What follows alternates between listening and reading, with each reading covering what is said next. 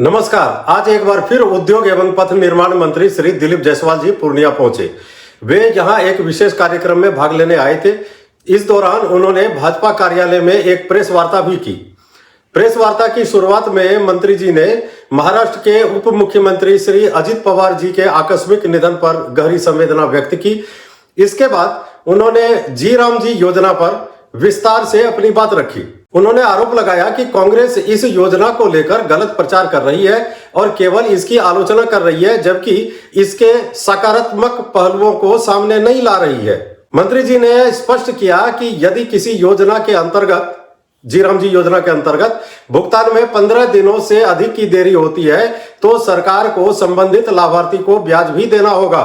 उन्होंने यह भी कहा कि भ्रष्टाचार में लिप्त किसी भी व्यक्ति या अधिकारी को बख्शा नहीं जाएगा। चुनाव के दौरान किए गए सभी वादों पर कार्य प्रगति पर है और जो वादा किया था वो सारी प्रगति पर है और सभी योजनाएं धरातल पर दिखाई दे रही हैं। पूर्णिया में हाल ही में एक व्यवसायी की हुई हत्या के मामले पर बोलते हुए मंत्री जी ने कहा कि अपराधी जल्द ही गिरफ्तार किया जाएगा और उसे कड़ी से कड़ी सजा दिलाई जाएगी। इसके साथ ही उन्होंने जानकारी दी कि पूर्णिया, सुपौल और मधुबनी के क्षेत्र में इसके बीच में एक सेमीकंडक्टर फैक्ट्री स्थापित करने को लेकर चर्चा चल रही है। अब देखिए इस प्रेस वार्ता में मंत्री जी ने और क्या कहा। देखिए यह वीडियो को लाइक, शेयर और चैनल को सब्सक्राइब करना ना भूलें। धन्यवाद। आज एक बहुत ही दुखद घटना घट गई। महाराष्ट्र के उप मुख्यमंत्री श्री अजित पवार जी, जो हमारे एनडीए घटक दल के नेता थे और महाराष्ट्र के उप मुख्यमंत्री, 66 वर्ष उनका उम्र था। पंचायती राज के चुनाव में प्रचार हेतु छोटे हवाई जहाज से वो बारामती जा रहे थे और प्लेन क्रैश कर गया। आज उनकी मृत्यु हो गई। मैं उस शोक संतप्त परिवार को संवेदना व्यक्त करता हूं और भगवान से प्रार्थना करता हूं कि जो अकाल मृत्यु श्री अजित पवार जी का हुआ है, उनकी आत्मा को शांति प्रदान करें। आज पूर्णिया जिला कार्यालय, भारतीय जनता पार्टी के जिला कार्यालय में जो अभी मनरेगा के जगह पर नई योजना विकसित भारत गारंटी फॉर रोजगार एवं आजीविका मिशन ग्रामीण की शुरुआत की गई है, देखा जा रहा है कि कांग्रेस और उसके कुछ घटक दल जो हैं किसानों के बीच, मजदूरों के बीच अफवाह फैलाने का काम करते हैं कि अब आप लोग का रोजगार छीन जाएगा। आज भारतीय जनता पार्टी के कार्यकर्ताओं को और जो हमारे पंचायती राज प्रकोष्ठ हैं, सभी जनप्रतिनिधि को भी बुलाया गया था और जो जी राम जी के अच्छाई है, जो रोजगार की गारंटी देती है, इसकी चर्चा की गई। आप लोग को मालूम भी है कि जी राम जी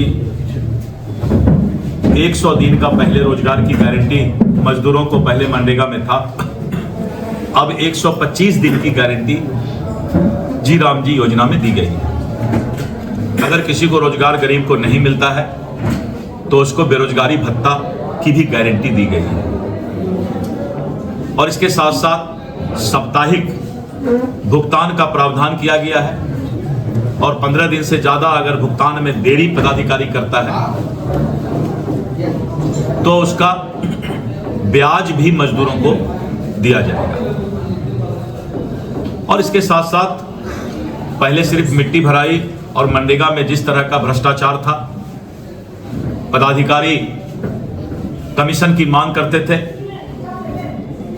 अब एआई टेक्निक के द्वारा, आर्टिफिशियल इंटेलिजेंस टेक्निक के द्वारा मनरेगा के बदले जो अभी नई योजना विकसित भारत गारंटी फॉर रोजगार एंड आजीविका मिशन ग्रामीण की शुरुआत की गई है, इसमें भ्रष्टाचार पर लगाम लगेगा और सही समय पर मजदूरों को भुगतान होगा। अगर उनको रोजगार की गारंटी के तहत 125 दिन का रोजगार नहीं मिलता है तो उनको बेरोजगारी भत्ता दिया जाएगा और जो सबसे बड़ा फायदा होगा वो पंचायती राज के प्रतिनिधि को होगा कि अब हमारे पंचायती राज के प्रतिनिधि सिर्फ मिट्टी का ही नहीं, सामुदायिक कार्य भी उससे, पक्का निर्माण भी उस पैसा से कर सकते हैं। तो इस तरह करके आज इस बातों पर भी चर्चा हुई। मुख्यमंत्री श्री नीतीश कुमार जी समृद्धि यात्रा पर निकले हुए हैं। आपको मालूम है कि बिहार विधानसभा चुनाव के पहले आदरणीय नीतीश कुमार जी प्रगति यात्रा पर निकले थे और प्रगति यात्रा में जो उन्होंने घोषणा किया था, जनता के साथ संवाद करके योजना की बात की थी।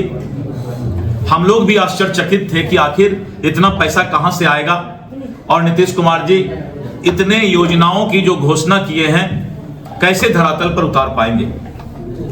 लेकिन मुझे यह कहते हुए गर्व हो रहा है कि एक सोशल इंजीनियर श्री नीतीश कुमार जी ने प्रगति यात्रा में जो भी योजना की घोषणा की थी, उन सभी योजनाओं को 15 दिन के अंदर कैबिनेट की बैठक बुला करके और राशि उपलब्ध कराते हुए आज धरातल पर सभी योजना काम होते हुए या पूर्ण होते हुए दिखाई पड़ रहा है। और इसीलिए मुख्यमंत्री जी ने समृद्धि यात्रा निकाला है कि बिहार समृद्धि की ओर बढ़ रहा है, विकसित बिहार के सपना को पूरा करने के लिए बढ़ रहा है। और इसीलिए आज पूरे बिहार के अंदर जो भी योजनाएं हैं वो धरातल पर उतारा जा रहा है। अभी जैसा कि आप देख रहे हैं कि बिहार के अंदर छिटपुट घटनाएं हो रही है। कानून के राज में भी इस 14 करोड़ की आबादी वाले बिहार में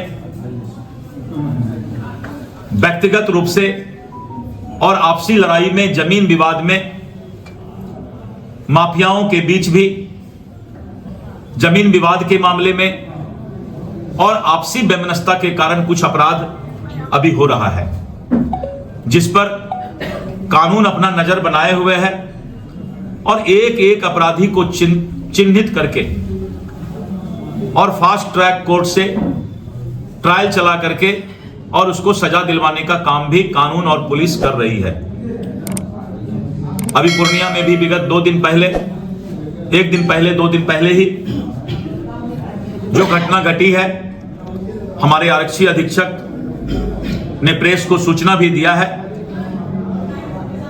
और विस्तृत जांच भी चल रहा है और जो अपराधी है उसको चिन्हित भी कर लिया गया है और उसको कानून के राज में सजा दिलाने का काम किया जाएगा।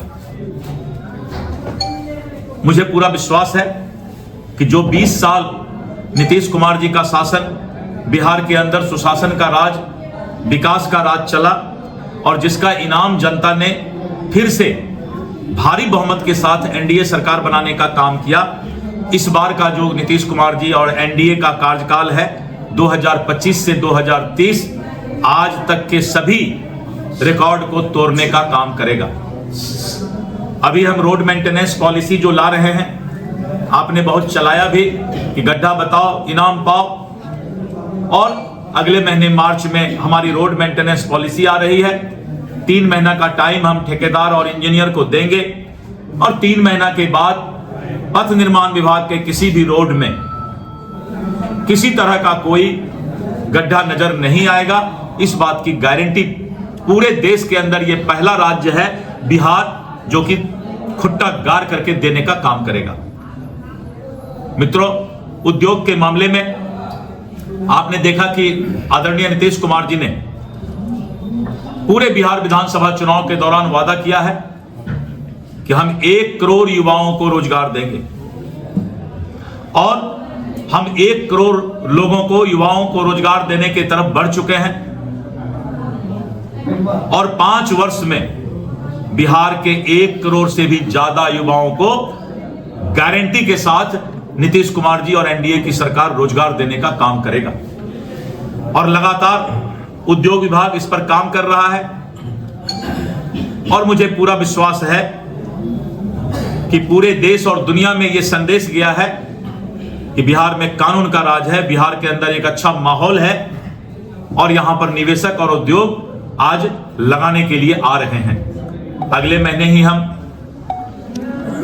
नवानगर में, बक्सर में कोको कोला फैक्ट्री का उद्घाटन करने जा रहे हैं, जेके सीमेंट फैक्ट्री का उद्घाटन करने जा रहे हैं, अडानी एसईसी सीमेंट के फैक्ट्री का वारसिलीगंज में उद्घाटन औरंगाबाद में करने जा रहे हैं और पूर्णिया, सुपौल, मधुबनी के बीच में सेमीकंडक्टर का भी उद्योग लगने की संभावना पूरी तरह से अब लगने लगी है। अगर सेमीकंडक्टर का यह प्लांट लग जाता है, हमारे पास पानी प्रचुर मात्रा में है। सेमीकंडक्टर के लिए जो आप ये चिप्स का उपयोग करते हैं मोबाइल में, टीवी में, ये सेमीकंडक्टर आज चाइना का और विकसित देश का जो है उस पर एक छत्र राज है। लेकिन बिहार सेमीकंडक्टर के मामले में अग्रणी राज्य भी बनने जा रहा है। इस तरह करके बदलते बिहार के सपने को वैसे लोग जो नकारात्मक सोच के हैं, बिहार की बदनामी करना, पैर खींचने की आदत रखना, सिर्फ शिकायत पर भरोसा रखना और भ्रम का जाल फैलाने वाले लोगों का भी फन अब कुचला जा रहा है।